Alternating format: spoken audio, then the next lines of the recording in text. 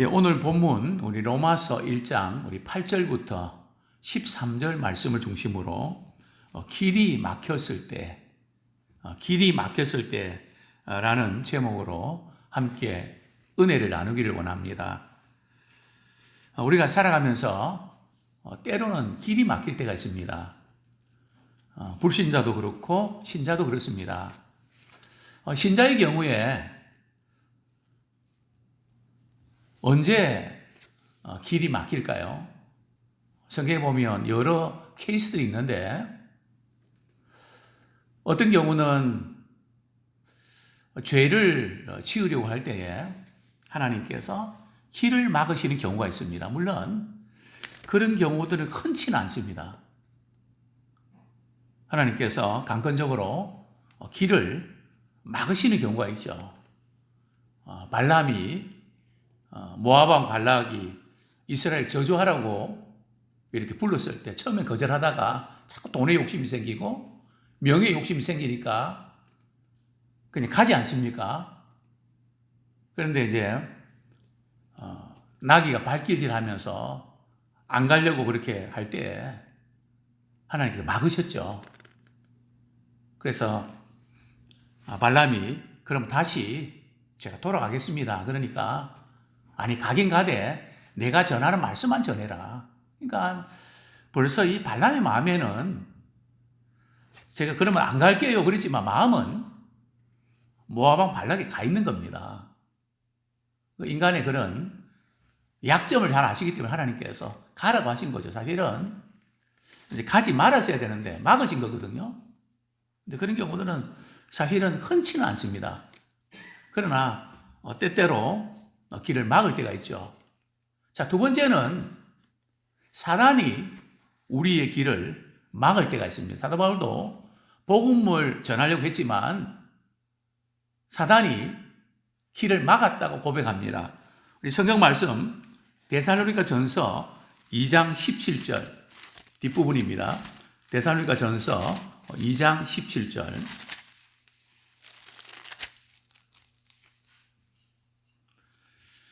네, 같이 한번 읽겠습니다. 형제들아, 우리가 잠시 너희를 떠난 것은 얼굴이요 마음은 아니니 너희 얼굴 보기를 열정으로 더 힘써노라. 18절.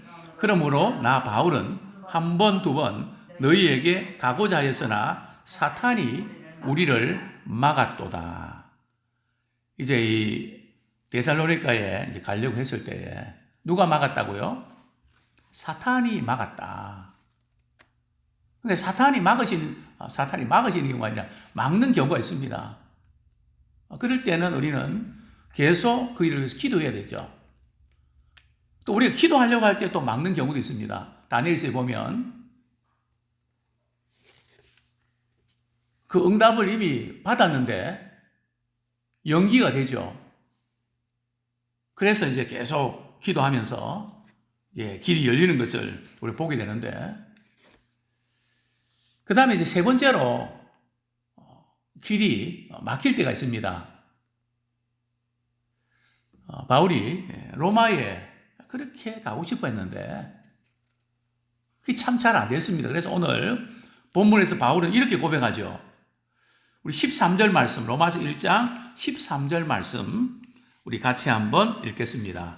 시작. 형제들아, 내가 여러 번 너희에게 가고자 한 것을 너희가 모르기를 원하지 아니하노니 이는 너희 중에서도 다른 이방인 중에서 같이 열매를 맺게 하려 함이로되 지금까지 길이 막혔도다. 바울은 내가 참 로마를 가고 싶어 했는데 지금까지 길이 막혔다. 가고 싶은 마음이 없어서 안 간 건 아니다. 직접 가서 만날 수 있는, 대면할 수 있는 길이 막혀서 그런 거다. 지금 오늘 본문 우리 로마서 1장 8절부터 13절까지는 바울의 그 심정을 잘 나타내 줍니다. 즉 바울이 어떤 인격과 성품을 가지고 있는지, 사실 목회자와 성도들 사이에 성도들 간에도 서로 이런 인격적인 그 나눔과 또 자신의 심정을 이렇게 토로해야 됩니다. 그렇게 하지 아니하면 나는 좋은 의도로 이렇게 말을 안 했는데 나중에 그것이 위선자로 받아들이기 쉽습니다. 제가 목회하면서 그런 경험이 있거든요. 저는 성도들이 걱정하고 또 심지어 어떤 경우들은 우리 집사람한테 이야기 안 하는 것들이 있습니다. 왜냐하면 그저 저만 알고 위해서 기도할 뿐이지. 왜냐하면 그 입장이 난처하고 어려우니까. 그랬는데 나중에 알고 보니까 목사는 위선자입니다. 제가 깜짝 놀랐습니다. 물론 저라고 위선 떨 데가 없겠습니까? 근데 위선자다. 그럼 구체적으로 좀 말해주면 제가 꼬시겠습니다. 뭐가 어떤 점에서 위선자입니까? 목사님은 힘들 때도 있을 텐데 왜 힘들다는 말을 안 합니까? 좀 힘들다고 이야기를 하셔야 성도들의 형편을 알고 움직일 거 아닙니까? 제가 그랬죠. 내가 힘들다고 이야기를 다 도망치더라. 내가 한두 번 내가 그렇게 해봤는 줄 아냐. 근데 말을 안 하면 어떻게 압니까? 그래서 성경을 이렇게 보니까 바울도 자신이 힘들던 이야기들을 했더라고요. 뭐 경제적 어려우니까 도와주십시오 이런 이야기 아니라 사역을 하면서 자신이 느끼고 있는 그런 심정을 토로하고 위해서 기도 부탁하고 이게 목회자와 성도들 사이에도 이게 꼭 필요한 거구나. 근데 그런 것을 참 놓쳤구나.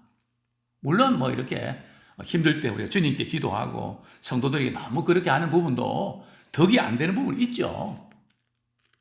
그러나 너무 또 그래도 관계의 형성이 안 되는 게 사실입니다. 오늘 바울은 로마에 있는 성도들에게 성도님들이요, 내가 로마에 가기 싫어서 안 온 거 아닙니다. 정말 로마에 가고 싶었습니다. 그러면서 말을 좀 애매하게 하죠. 13절 제가 다시 읽어드립니다. 형제들아, 내가 여러 번 너희에게 가고자 한 것을 너희가 모르기를 원하지 아니하노니. 모르기를 원하지 아니하노니. 이게 무슨 말입니까?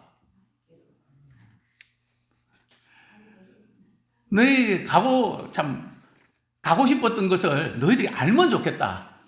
그 말을 모르기를 원하지 아니하노니. 이게 지금 목회 경역입니다. 제가 초창기 때는 직선적이었거든요. 대놓고 이야기했습니다. 그러니까 성도들이 잘 알아는 들었는데 상처를 받더라고요. 그런데 목회를 한 30년 하니까 둘러서 이야기해야 됩니다. 상처 안 받게. 삥 둘러서 이야기하니까 문제는 뭔가 하면은 말귀를 못 알아듣는 거예요. 자기 들으라고 이렇게 한 건데 이게 도대체 소통이 안 되는 거예요. 뭐 저뿐이겠습니까?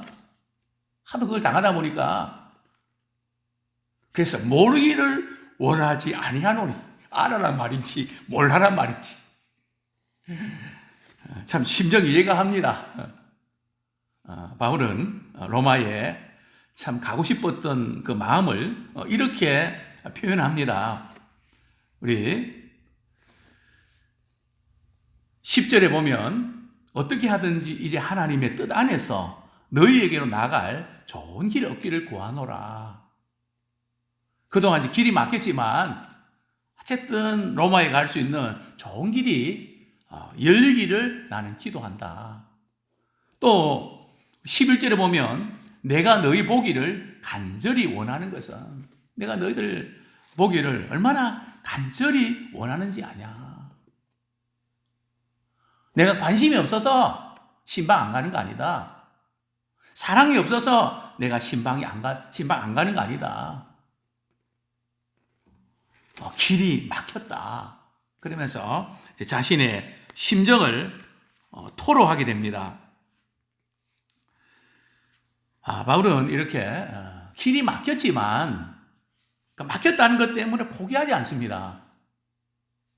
길이 막혔을 때 바울은 어떻게 합니까?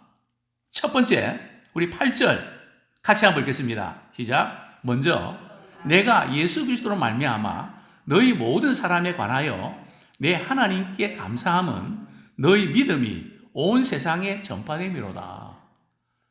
바울은 로마로 가는 길, 복음 전하러 가는 길인데 자기의 유익을 위한 길도 아니고 로마에 콜로세움 경기장도 있고 좋은 여행 코스가 있어서 가려고 하는 것도 아니고 또 돈 벌러 가는 것도 아니고 복음 전하기 위해서 가는 건데 또 지금 복음 전하다가 바울은 지금 죄수의 몸으로 가는 거 아닙니까? 그런데 길이 막혔습니다. 어떻게 보면 짜증도 나고 원망도 생기고 불평도 할 수 있습니다. 그 유대 종교적 지도자들이 나를 이렇게 만들었다. 죄가 없는데 그럼 빨리 석방시킬 것이지. 왜 나를 지금 그건 5년째거든요. 재판하고 지금 근 이 5년 정도 이렇게 바울은 힘든 시간을 보냈는데 길이 막혔단 말이죠. 또 주님께서 나타나셔서 로마에 가서도 나를 증언해야 될 거다 약속도 주셨는데 난파선도 만나고 또 죽을 고비도 비내고 독사한테도 물리고 겨울도 보내야 되고 여러 가지 어려운 일들. 그런데 바울은 누구에게 감사합니까? 먼저 하나님께 감사합니다. 상황이 어떤지 간에 사람들의 관계가 어떻게 불편하든지 간에 바울은 먼저 이런 상황 속에서 하나님께 감사합니다. 누구 때문에 감사합니까? 로마에 있는 성도들 때문에도 감사합니다. 그런데 우리가 이 감사한다는 거 좀 어렵고 힘든 그런 상황이 생기면 제일 먼저 부딪히는 것이 낙심이 됩니다. 좌절이 오면서 기도하고 싶은 마음이 사라지죠. 또 불평과 원망하게 되면서 하나님을 신뢰하지 않게 됩니다. 그러나 이런 어려운 상황 속에서도 하나님께 감사하면 하나님께 대한 신뢰가 회복됩니다. 그리고 기도가 회복됩니다. 어떻게 감사할 수 있을까요? 오늘 본문에 보면 8절 보면 먼저 내가 누구로 말미암아 예수 그리스도로 말미암아 하나님께 감사할 수 있는 것이 사람으로 말미암아가 아니라 예수 그리스도로 말미암아 감사할 수 있습니다. 우리에게 구원을 주신 그 은혜 안에서 우리가 감사할 수 있다는 거죠. 어렵고 힘든 상황 속에서 빌립보서에 보면 내가 그리스도 안에서 자족함을 배웠다.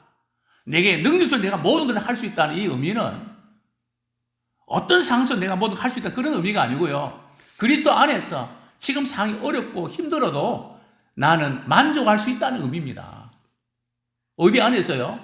그리스도 안에서. 바울은 먼저 하나님께 감사드리고 그 다음에 로마에 있는 성도들에 의해서 감사드립니다. 왜요? 너희 믿음이 온 세상에 전파됨이로다. 그러니까 로마에 있는 성도들이 주위에 있는 사람들에게 복음을 전파하고 믿음의 좋은 소문을 냈다는 거죠.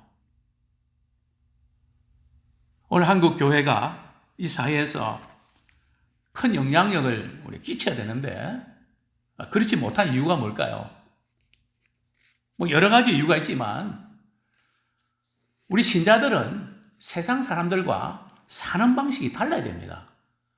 세상의 가치관을 그대로 따라가면 교회는 욕을 먹게 되어 있습니다. 그러나 신자가 말씀의 가치관대로 살면 세상은 충격을 받게 됩니다. 어떻게 저럴 수가 있지? 사실 당시에 로마 사람들이 유대인들 가운데 예수 믿는 사람들 보니까 도저히 이해가 안 된단 말이죠. 용서하고 사랑하고 희생하고 뭐 전염병이 돌고 막 그런데도 자기의 몸을 던지고 어떻게 저럴 수가 있나? 이제 우리는 이 지역 사회에서 또 이 서울에서 정말 말씀의 원칙대로 우리 살 때에 세상에 충격을 줄 수 있는, 그래서 전파되는 교회 성도들은 정말 다르다. 달라야 됩니다. 같아서 오늘날 우리는 어려움을 겪고 있는 줄 압니다. 또한 바울은 그 길이 막혔을 때 어떻게 합니까? 우리 9절 10절 같이 한번 읽겠습니다. 시작. 내가 그의 아들의 복음 안에서 내 심령으로 섬기는 하나님이 나의 증인이 되시거니와 항상 내 기도에 쉬지 않고 너희를 말하며 어떻게 하든지 이제 하나님의 뜻 안에서 너희에게로 나아갈 좋은 길 얻기를 구하노라. 바울은 두 번째로 하나님이 내 증인이 되신다 하는 부분들을 강조합니다. 나는 지금까지 복음을 위해서, 복음 전파를 위해서 심령으로 하나님을 섬겨왔다. 이게 무슨 뜻일까요? 바울이 하나님을 섬기는 방식은 복음 전하는 것이었습니다. 우리가 여러 가지로 하나님을 섬길 수가 있죠. 그러나 최고의 복음 전하는 방법은, 최고로 하나님을 섬기는 방법은 복음을 전하는 것입니다. 정말 우리 가까이에 생각지도 않게 목숨을 끊는 사람들, 제가 몇 달 전에 그런 우리를 말씀드렸죠. 앞으로 사는 게 힘이 들어서 자살하는 사람이 생길 겁니다. 늘어날 겁니다. 그게 걱정입니다. 우리 주변에 이렇게 가까운 사람, 우리에게 갑자기 떠날 때에 참 우리에게 찾아오는 것은 그 영혼에게 복음 전해야 될 텐데, 그 영혼에게 복음 전해야 될 텐데, 그런 우리 아쉬움들을 우리가 많이 갖게 됩니다. 그래서 바울은 복음 전파가 하나님을 섬기는 그의 삶의 방식이었습니다. 어떻게 섬기냐? 심령으로 섬겼습니다. 심령으로 섬겼다는 것은 대충 시간이 나면 그렇게 섬기는 게 아니라 진실하게 섬기고요, 성실하게 섬긴 겁니다. 그냥 최선을 다해서 섬기는, 주님을 섬기는 일에서는 항상 그 우선순위를 두고 올인했다는 겁니다. 그렇기 때문에 바울은 이렇게 고백합니다. 나에게는 하나님이 내 증인입니다. 우리가 재판에 있어서 증인이 누가 서는가, 또 변호사가 어떤 사람인가, 거기에 따라서 완전히 달라집니다. 저도 그런 경험이 있습니다. 우리가 충분히 이길 수 있는 재판인데 변호사를 잘못 선정해서 계속 밀리는 겁니다. 그러다가 어떤 분의 소개로 우리나라 제1호 판사 출신 변호사를 만났습니다. 그분이 우리를 딱 맡을 때에 처음부터 기승을 잡았습니다. 결국은 모든 것이 밝혀지고 그 재판을 이렇게 취하했는데요. 변호사 역할이 얼마나 중요한지, 어떤 식으로 접근하는가에 따라서 판도가 달라지더라고요. 우리의 최고의 변호사는 중보자 대신 예수 그리스도, 그분이 우리의 변호사입니다. 사단은 우리 하여금 그 죄를 지적하고 너 이랬지 저랬지 막 그걸 가지고 우리를 힘들게 하지만 주님께서 내가 십자가에 못 박혀 죽음으로 또 부활하심으로 그 죄를 다 용서했다. 그 끝난 거다. 그렇게 주님은 말씀하십니다. 바울은 하나님이 내 증인입니다. 하나님께서 나의 모든 것 아시고 보시고 그분이 다 갚아주십니다. 그러니까 우리는 사람들이 억울하고 분하고 복수하고 싶고 막 그런 힘든 순간들이 많이 있죠. 그때마다 우리는 속은 상하지만 여유를 가질 수 있는 것은 바로 하나님이 나의 증인이시다. 하나님이 증인이시기 때문에 우리는 걱정하지 않는 겁니다. 바울은 이렇게 길이 막혔지만 바울은 하나님의 뜻 안에서 너희에게 나갈 좋은 길을 달라고 기도합니다. 이 참 중요하죠. 길이 막혔을 때에 그냥 낙심하고 좌절할 것이 아니라 이제는 하나님께 매달리고 하나님의 도우심을 구할 때에 너희는 내게 부르짖으라. 내가 알지 못하는 크고 기이한 비밀을 내게 보이리라. 이런 놀라운 우리 은혜를 힘입는 기회가 될 줄 압니다. 또 바울이 로마에 있는 성도들을 만나고 싶어하는, 대면하고 싶어하는 이유가 뭘까요? 우리 11절, 우리 12절 말씀 13절까지 같이 한번 읽겠습니다. 시작. 내가 너희 보기를 간절히 원하는 것은 어떤 신령한 은사를 너희에게 나누어 주어 너희를 견고하게 하려 함이니 이는 곧 내가 너희 가운데서 너희와 나의 믿음으로 말미암아 피차 아니함을 얻으려 함이라. 형제들아, 내가 여러 번 너희에게 가고자 한 것을 너희가 모르기를 원하지 아니하노니 이는 너희 중에서도 다른 이방인 중에서와 같이 열매를 맺게 하려 함이로되 지금까지 길이 막혔도다. 바울은 길이 막혔지만 로마에 있는 성도들을 위하여 기도합니다. 기도하면서 로마의 성도들을 만난 거죠. 이게 굉장히 중요합니다. 목회자에게는 기도 속에서 성도들을 만나야 됩니다.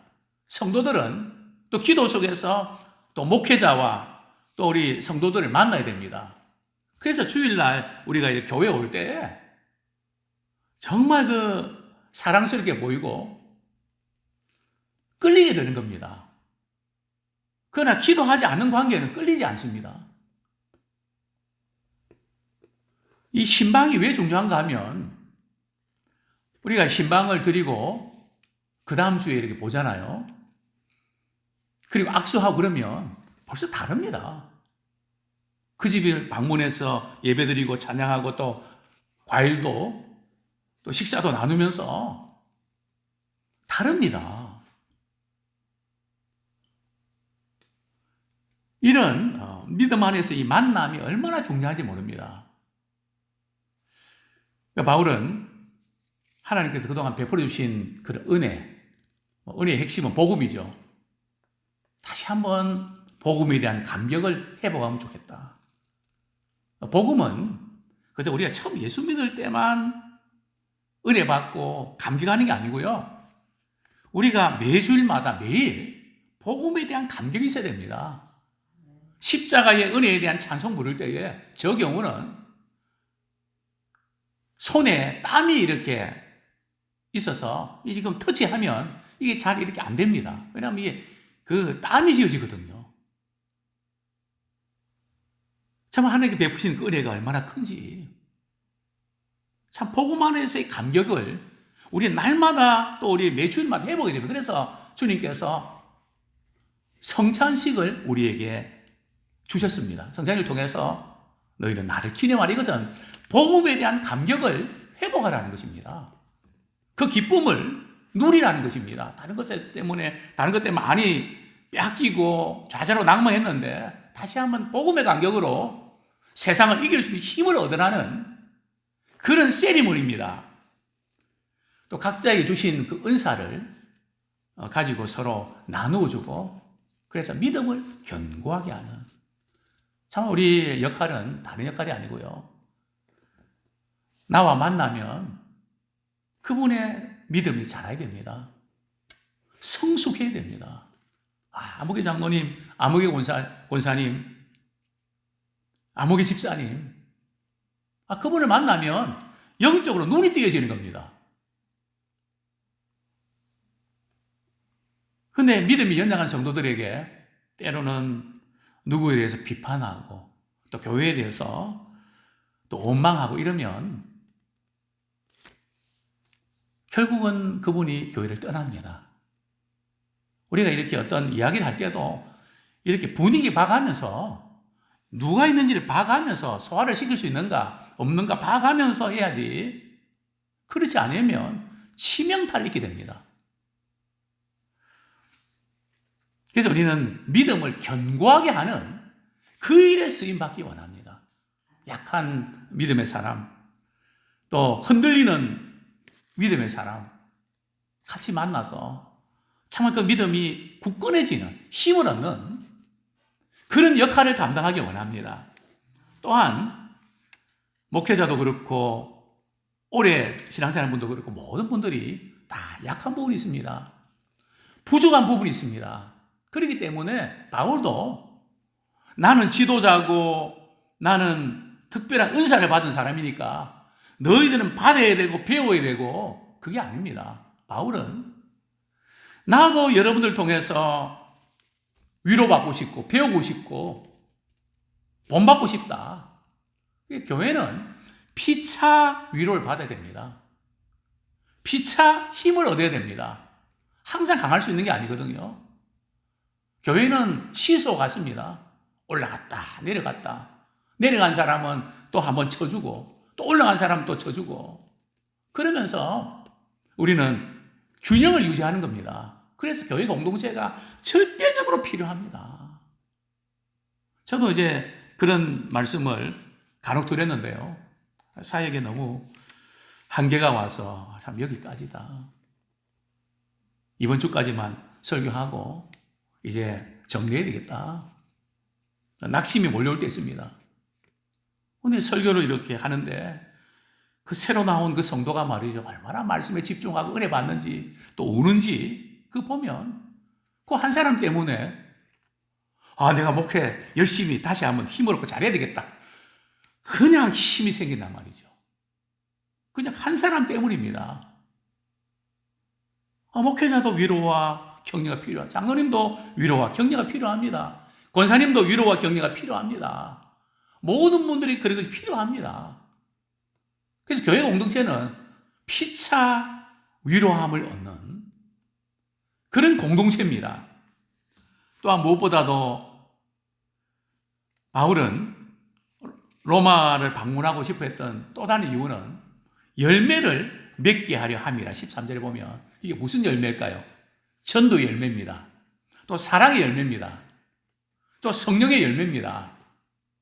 아무쪼록 우리의 신앙이 참 아름다운 소문을 내고 열매를 맺고 믿음을 견고하게 하고 정말 주님을 사랑하면서 잘 섬기는 그런 믿음의 일꾼들이 다 되기를 소원합니다.